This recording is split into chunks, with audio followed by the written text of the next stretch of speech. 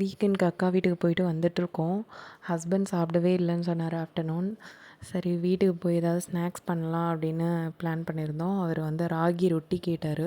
அக்கா வீட்டிலேருந்து முருங்கைக்கீரை பறிச்சுட்டு போனனால அதை வச்சு ராகி ரொட்டி செஞ்சாச்சு. தம்பியும் கொஞ்சம் விரும்பி சாப்பிடுவான். அதில் நாட்டு சக்கரை ரெசிபி எங்கள் இதெல்லாம் அம்மாலாம் சொல்லி சேர்க்கறதுனால கொடுக்கல, இல்லை அவனுக்கும் எங்கள் அம்மாவும் பிடிக்கும். செஞ்சதும் இல்லை. ஒரு சின்ன வயசாக இருக்கும்போது ஒரு பாட்டி வீட்டுக்கு போயிருந்தப்போ அவங்க செஞ்சு கொடுத்தாங்க.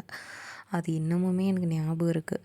நல்லா முருங்கைக்கீரையை வந்து ஒரு ஹாஃப் குக் பண்ணிட்டாங்க. அந்த மாதிரி ஏதாவது ஒரு சட்டியில் போட்டு நல்லா நல்லெண்ணெய் ஊற்றி ஒரு 50% குக் பண்ணி எடுத்துகிட்டு, கேப்பை மாவில் வந்து நாட்டு சக்கரை, அவங்க அப்போ வெல்லம் யூஸ் பண்ணாங்க.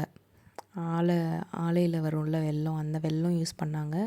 நாட்டு சக்கரை, அப்புறம் முருங்கைக்கீரை, ஜீரகம், வெங்காயம், சின்ன வெங்காயம் அவங்க சேர்த்தாங்க, நான் பெரிய வெங்காயம் சேர்த்துக்கிறேன்.